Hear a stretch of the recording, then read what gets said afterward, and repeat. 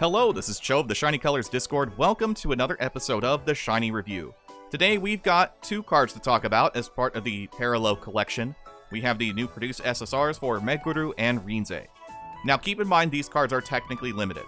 Once the banner is over, these cards will go away until the next ParaColle collection. However, their pull rate on future ParaColle collections will be much lower than they are now. And you won't have the ability to spark the cards in the future either. So, if you want these cards now as realistically your only time to get them consistently. Starting things off, we have Meguru. Round 5 sees Meguru now a university student, empowered with a love of studying imparted onto her by her two beloved friends. She's a visual unit with the ability to buff all three major attributes with her appeals. Each of her passives play off this, requiring 1 to 2 of each buff active in order to trigger. Her memory appeal also lets her hit all types, though primarily hits visual as you'd expect.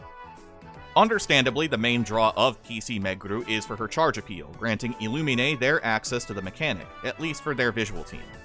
Meguru can play fairly well in tandem with TC Mono and with MSC Hiyori, covering the full gambit of limited card types in Shiny, which I think is a kind of cute team to build around, and other people seem to have really latched onto that as well. Overall, Meguru seems solid and incredibly straightforward.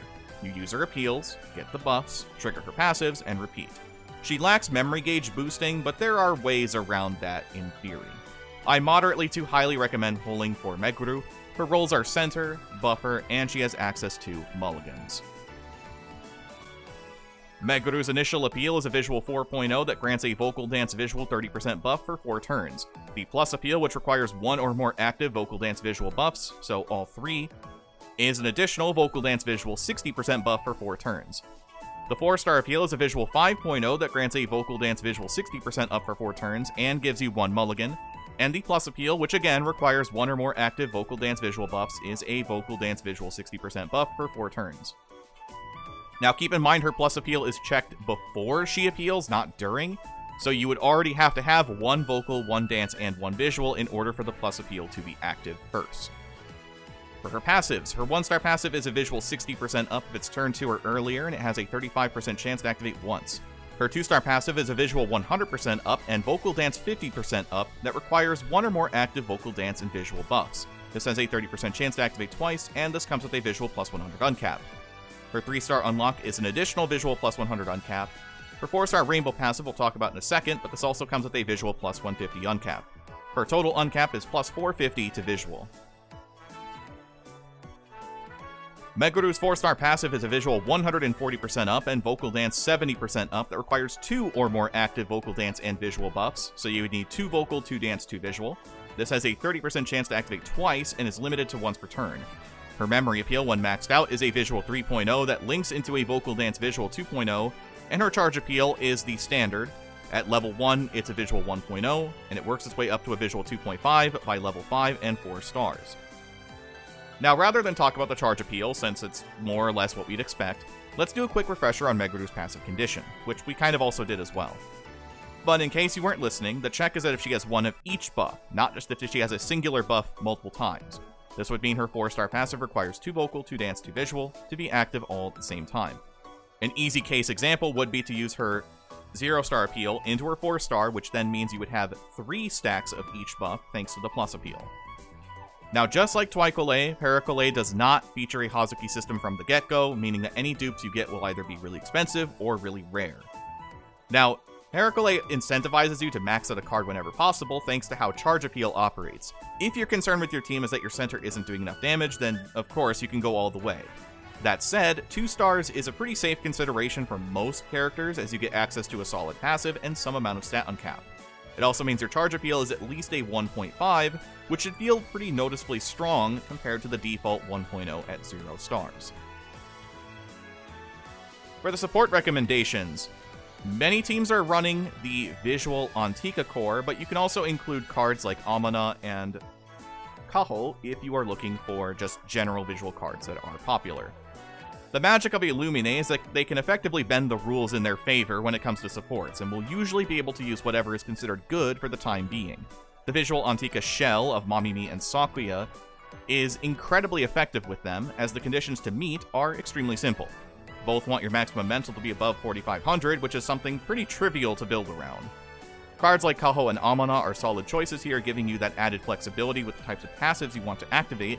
Maybe you want some more attention, maybe you just want some healing, maybe you focused around other things. You can really freely control when they go off as well, meaning that it is something that can be worked into basically any team, and Illumine is good at that.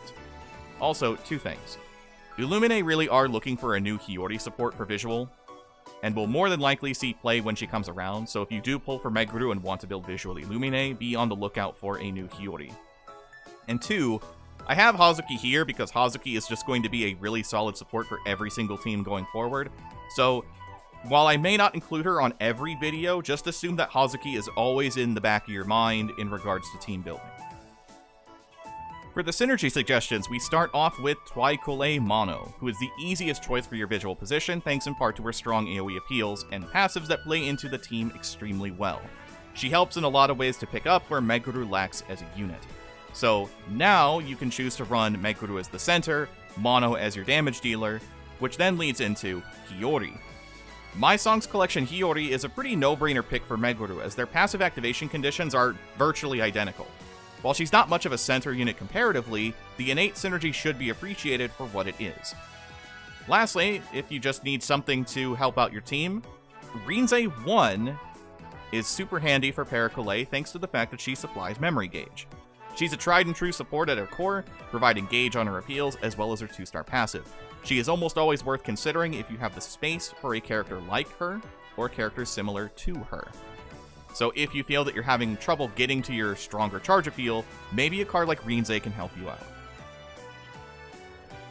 Overall, Meguru as a center, I would say is an S+. I will say that Meguru's memory appeal is solid enough on its own. The split on her link appeal can be a tiny bit frustrating, but it tacks on a decent amount of damage regardless. A visual 7.5 is nothing to sneeze at, especially for a 3-member team, and should see plenty of success at the higher levels once upgraded as much as you can. Just don't fall into the trap of over-investing into your vocal and dance as well.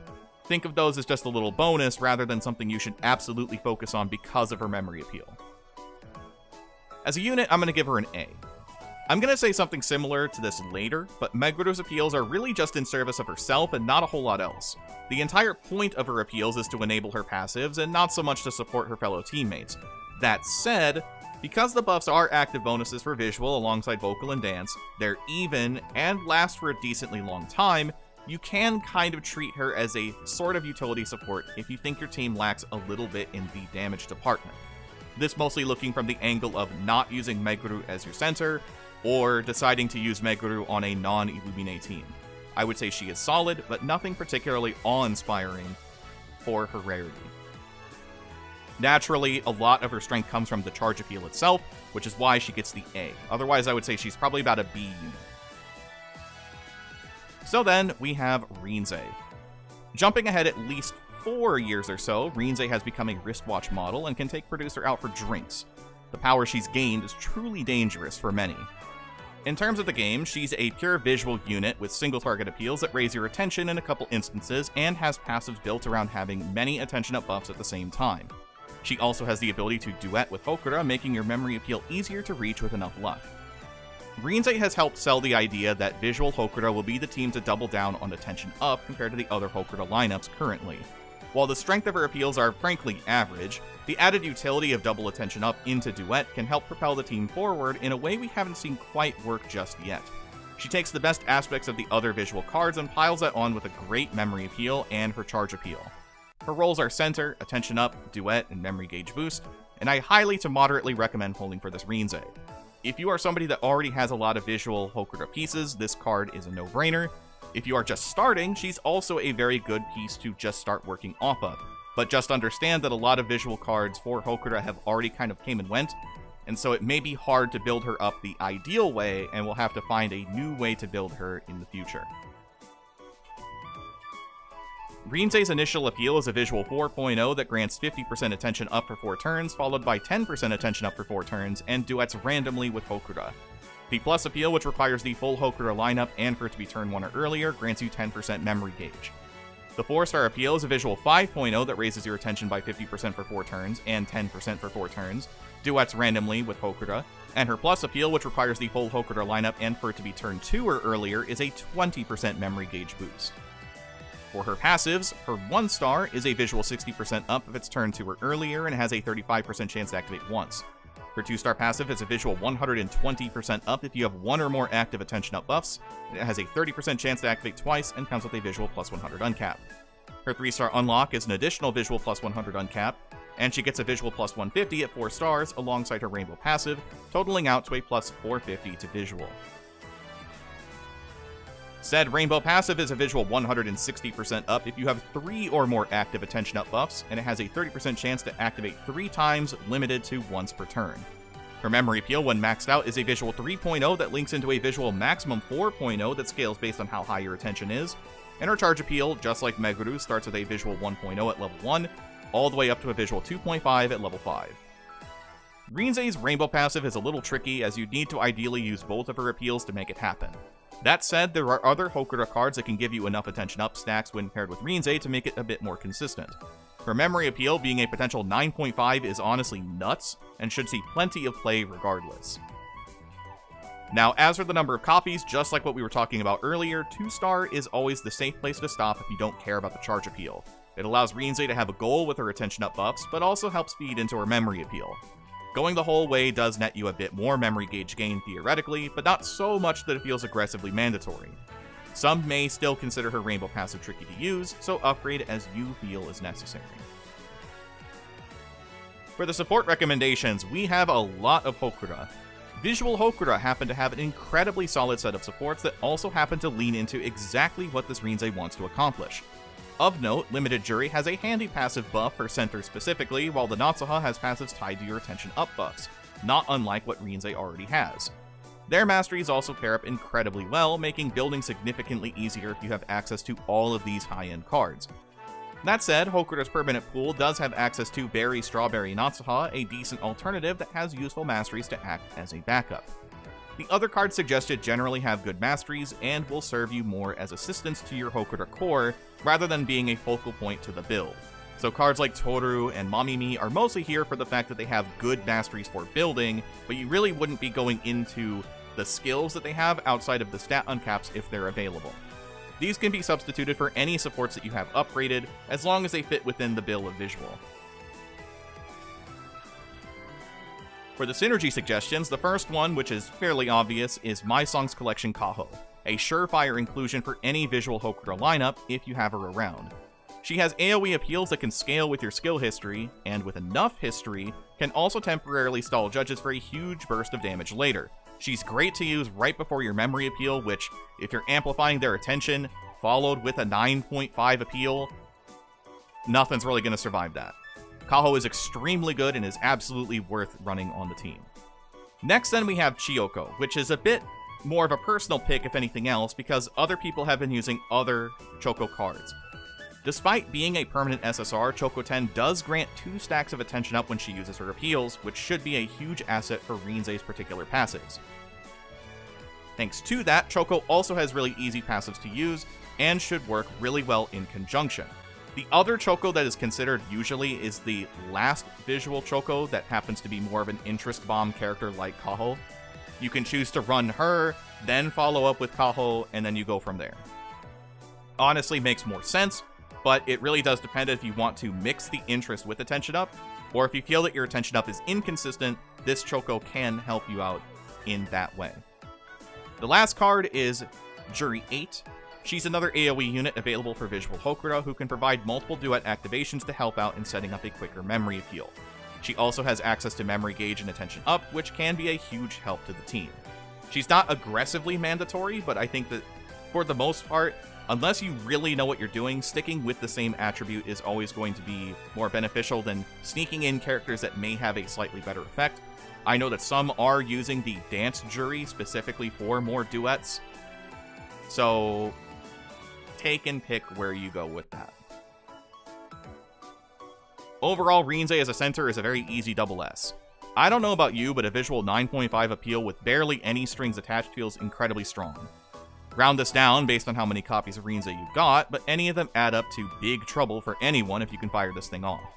Really, the biggest thing holding it back is that the duets can be kind of inconsistent, meaning that your rotations will feel pretty bad depending on who you draw, and that best might end before the appeal gets to be fired off. Hokuda kind of has this problem where they can't really use things like Daikichi Kogane super well because they have to set up turns in very specific ways, and depending on the appeal draw, having a Daikichin can be more of a hindrance than anything else. But always assume that if you get this memory appeal set up, it is absolutely dialed to kill, and use it as such. As a unit, I would say she's a B+ to an A. The contrast to her center grade, I actually feel that Rinze is mostly a kind of normal card if you take away the charge appeal. Now naturally, said charge appeal does raise her up a lot, but otherwise she actually doesn't really do a whole lot with her appeals.